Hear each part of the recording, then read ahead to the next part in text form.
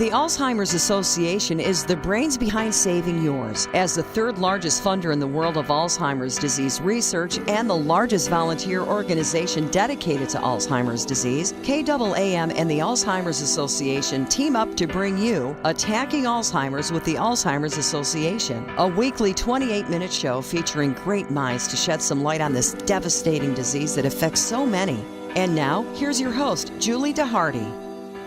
Welcome to Attacking Alzheimer's with the Alzheimer's Association. I'm Julie DeHarty from KAAM. And today we're talking with Veronica Shanklin, board member, Alzheimer's Association. And we're going to be talking about Alzheimer's Association programs and services overview. We're going to give you an overview of the Alzheimer's Association here because they're the world's leading voluntary health organization in Alzheimer's care, support, and research. The Alzheimer's Association, you might not have known this, is the third largest fundraiser of Alzheimer's research, only behind the governments of the United States and China. So that is huge. We really need them. They have a mission, and that is to eliminate Alzheimer's disease through the advancement of research, provide enhanced care and support for all affected, and reduce the risk of dementia through the promotion of brain health. And the association also has a vision, and that is a world without Alzheimer's, which would be very nice. So Veronica is an accomplished marketing professional with over 10 years experience in branding, communications, and event management. After 10 years in Chicago, Veronica relocated back to her hometown of Dallas, Texas, to care for her mother and her grandmother. So she had two women in her family, both living with Alzheimer's disease. She's a full-time caregiver now, marketing consultant and blogger. Veronica is very passionate about Alzheimer's awareness and advocacy. She currently serves on the Greater Dallas chapter of the Alzheimer's Association Board of Directors, Your Brain Matters Women's Initiative Leadership Committee, and the Longest Day Task Force. Your plate's full. Veronica also volunteers in the local office and at events throughout the year. She attended the Alzheimer's Advocacy Forum in Washington, D.C., where she met with the legislative representatives to advocate for increased research funding and legislative support for Alzheimer's disease. Now, Veronica, we just reviewed the General Alzheimer's Association mission and vision, but let's use this time to talk about how the association will reach these goals a little more specifically. Sure. The Alzheimer's Association provides various programs, services, research, and fundraising opportunities. Okay, and so, and they have a helpline, right? Absolutely. And what's that number? So the helpline is a 24/7 helpline, and it provides reliable information and resources, or you can have a personalized care consultation discussing your specific questions and needs. And that number is 1-800-272-3900, and you can call anytime, day or night. It's a toll-free number, and we have highly trained and knowledgeable staff that can help you with everything from understanding memory loss, medications and treatment options, general information about aging and brain health, legal, financial, and living arrangement decisions. If you're just frustrated and you need to talk to someone, if you're having issues with your loved one and you don't know how to handle them, call that 24/7 number, that helpline number, 1-800-272-3900, and someone there will be able to direct you in the right place. And if you wanted to volunteer, can you call that number too? Absolutely. Yes, you can. And what kind of things could you do to volunteer? With volunteer, you can come into the office and help out. We also have a women's initiative that we've kicked off this fall. It's called Your Brain Matters. And we trained over 200 women to go out into the Dallas area community and inform the community about Alzheimer's. So far, we have 13,000 people who have received information about Alzheimer's. So that's a huge volunteer effort we have, where we're equipping people with the tools and resources to help other people learn more about the disease. So what are some of the other services that they have there at the Alzheimer's Association, like education? Absolutely. Education is one of the most important services provided by the Alzheimer's Association.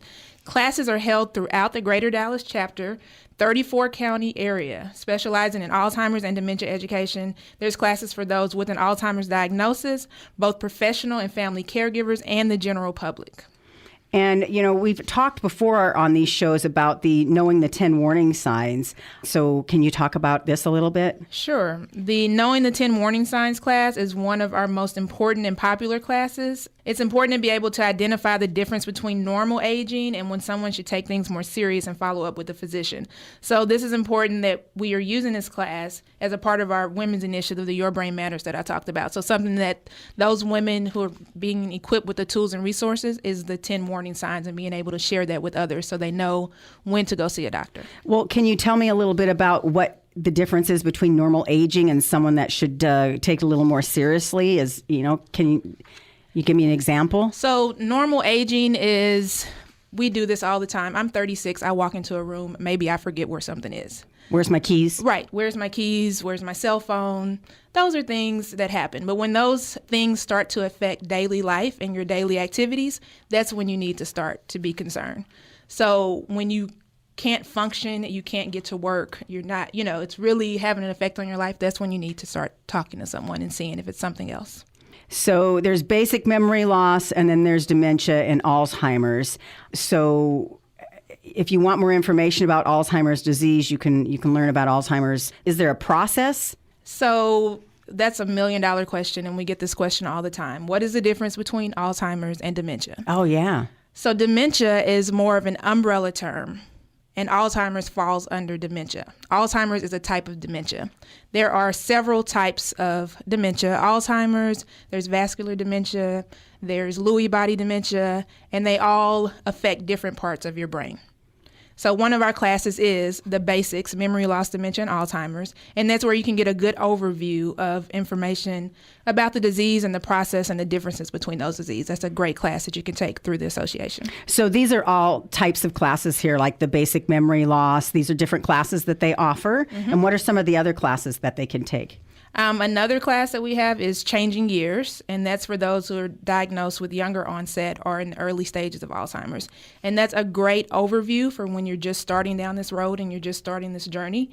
It's educational and support program for these individuals and their care partners. So they talk about everything from just a general what is Alzheimer's, what is dementia. We talk about financial and legal things that need to be taken care of. We talk about communication and just a general overview for the people who are just starting this journey and heading down that path. And when you say general overview, that's because everybody's different, right? Absolutely, absolutely. So what is happening with one, it could happen really fast with one person and really slowly with another. And so there's all different gears that can change, like you're saying. So that's actually a class, Changing Gears. Absolutely. And is that a class for not only the caregiver, but somebody with Alzheimer's as well? Yes, that class is specifically for those diagnosed with younger onset and early stage, and is for the person and their care partner. And the legal and financial area, I guess that's really important, especially if you catch it early, because later on they may not be able to discuss those sort of things. Absolutely. So in legal and financial classes, we talk about wills, we talk about power of attorney, we talk about all these things that need to be put in place while you can. And they also have specific classes for caregivers that are designed just for them? Absolutely. When I first started this, I take care of my mother and my grandmother. Mm-hmm. And when I first started this, I took an all-day class offered by the Alzheimer's Association. So once again, it covers just general, and then it also talks about meeting daily challenges, communication, safety, caring for the caregiver, because it's important to take care of yourself if you're going to be a caregiver and have some sort of balance in life and caregiving. So that class is really good, and I highly recommend it. It's an all-day class, and you get so much information. So how do you know whether it's okay for the person to be cared for at home or if they need to go somewhere else?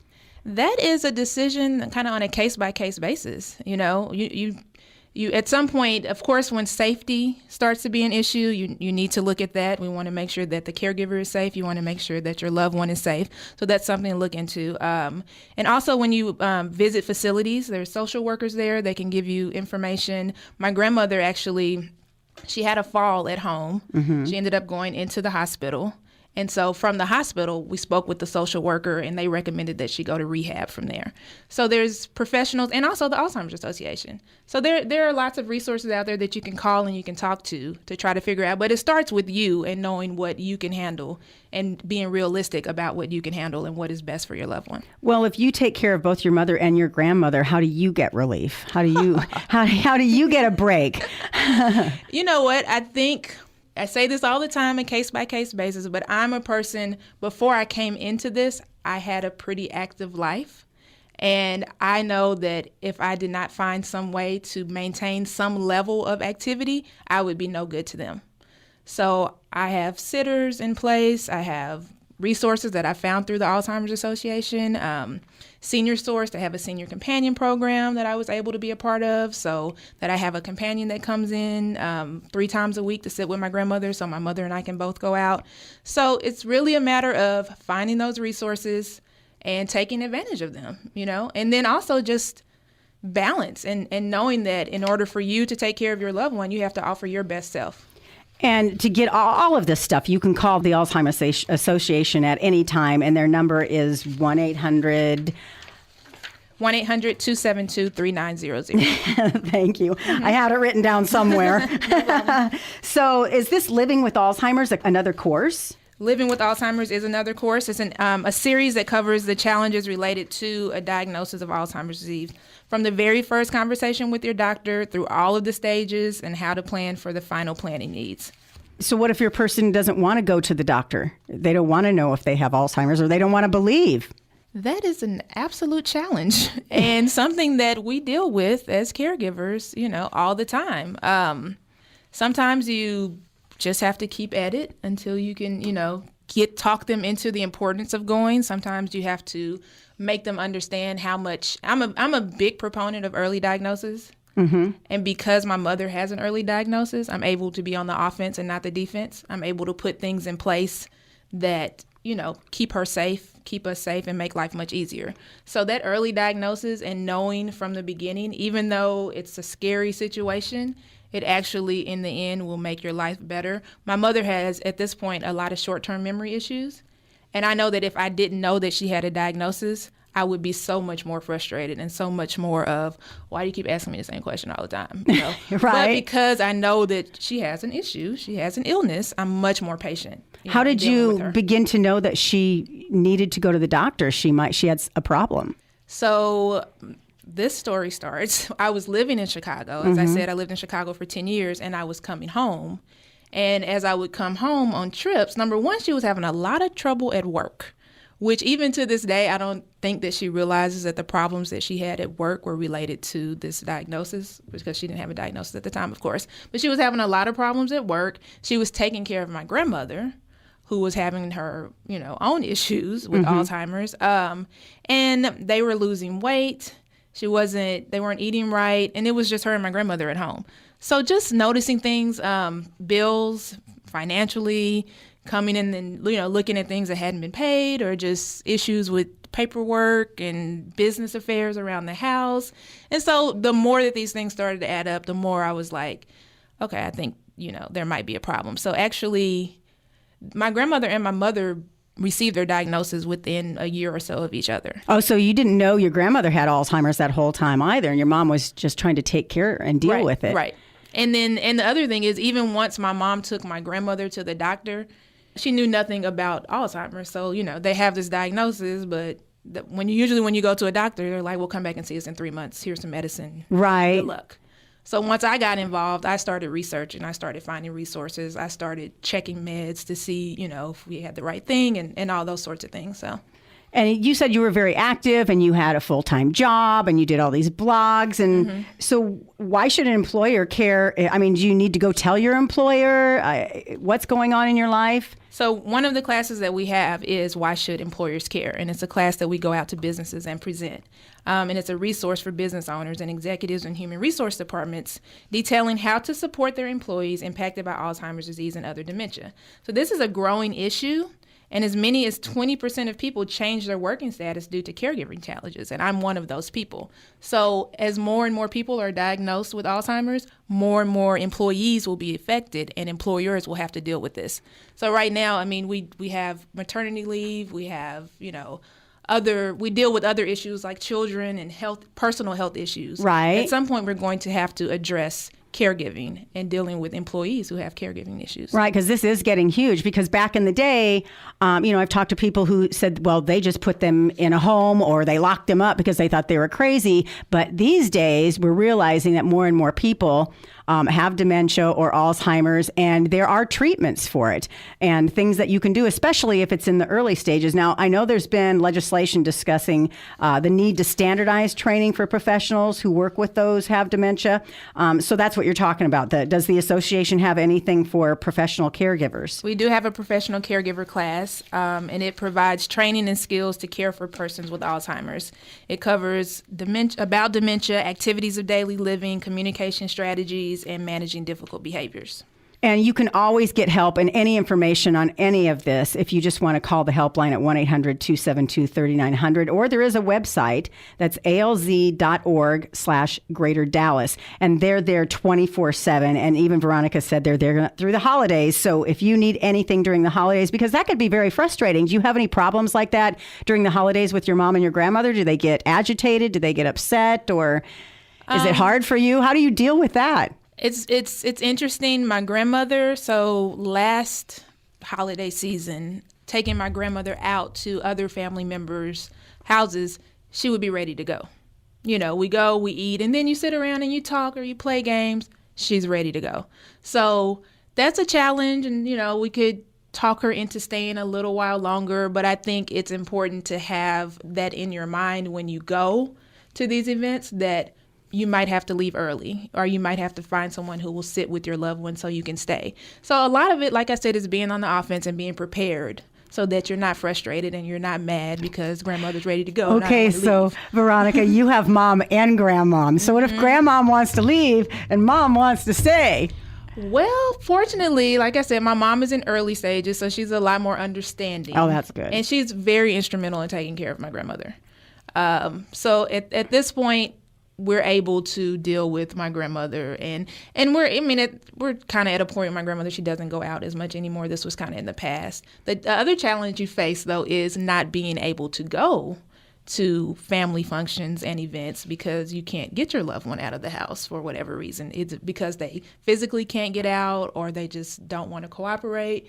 So once again, I will admit it can be kind of isolating, and, sometimes it's sad, but making, plans. So for this year, actually for Thanksgiving, it was just my mother and my grandmother. My mother and me. My mother and I stayed in the house. My grandmother stayed in the bed all day. I went out and got us Luby's because my mom wanted turkey and dressing. And I was like, I'm not cooking for just the Thanksgiving dinner for the two of us. But then I got my mom fed, spent the day with her, and then I had a friend who invited me to her house later that evening. Mm-hmm. So I was able to actually get some socialization, and get out the house and go. But I balanced it with making sure they were taken care of during the day. Well, I could see where you might get all ready to go to somebody's house for Thanksgiving dinner, and at the last minute, now we can't go because we have issues, and now you have no Thanksgiving dinner. So thank goodness for Luby's. Right, exactly. And just a side note, there were so many people at Luby's. Like, I did not realize that people went to Luby's on Thanksgiving. I mean, I stood in line for an hour at Luby's to get food. That's how many people were at Luby's. So Luby's is a place to go on the holidays if you're looking for somewhere to go. Well, apparently it is, and that's why they're open. Mm-hmm. So let's talk about a dementia certification. Is that a course? It's an online program we have called the Essentials Program, and it combines approved dementia care training with Alzheimer's Association certification exams. So it's completely online, and it uses a variety of interactive techniques and features that real people with dementia and their caregivers use. So is this just for a regular caregiver, not a professional caregiver? This is for a professional caregiver.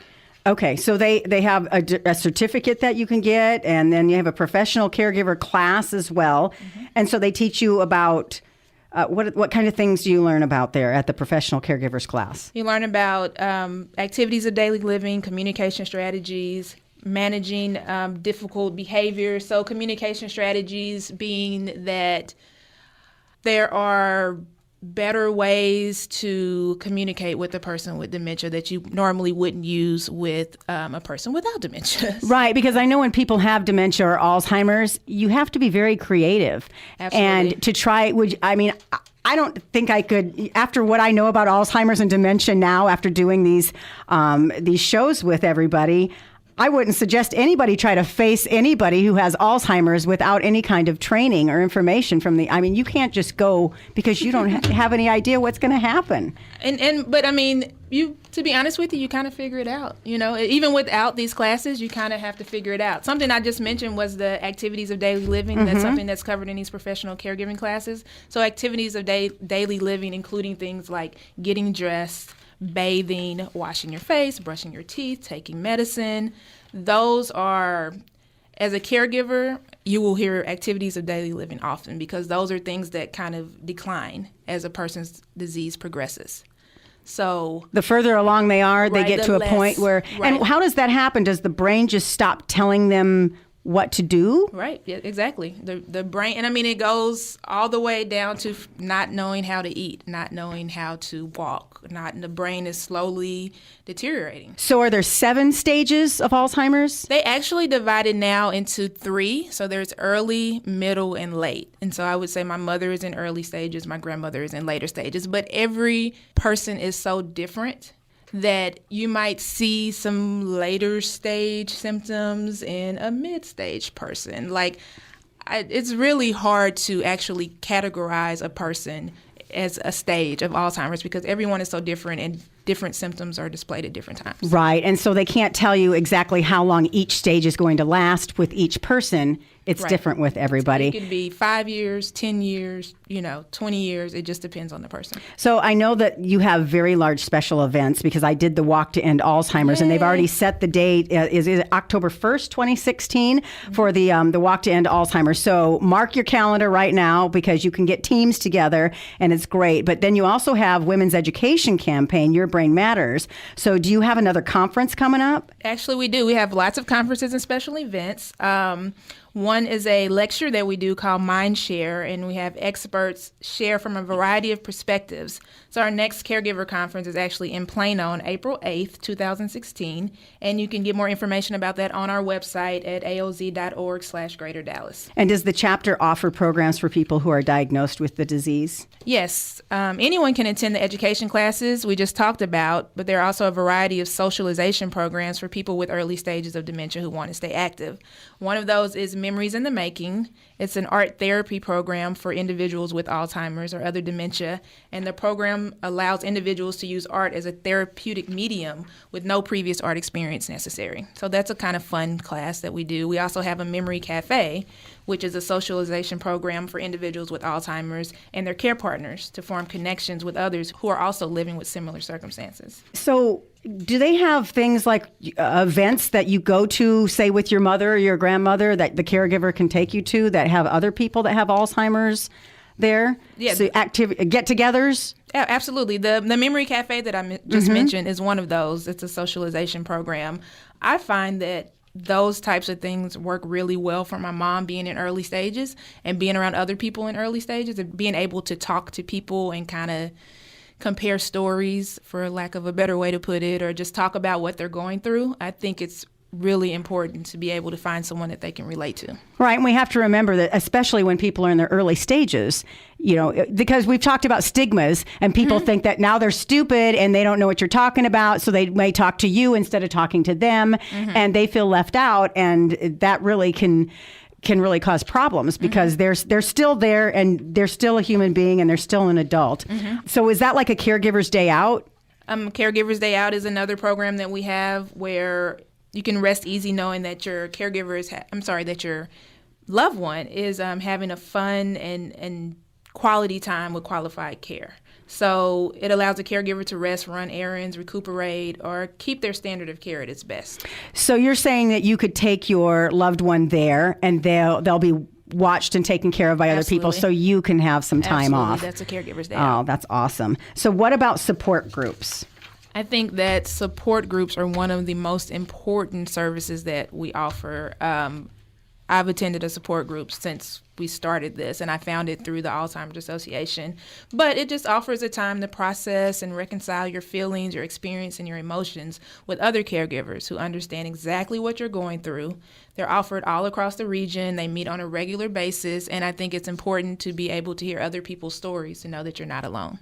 And the Dallas chapter has a local website. What kind of tools can they find online? So not only are all the education programs available online, but there are also tools from mapping out a care plan to communicating the right message about dementia and driving, a community resource finder, and then there's also ways to get connected with others.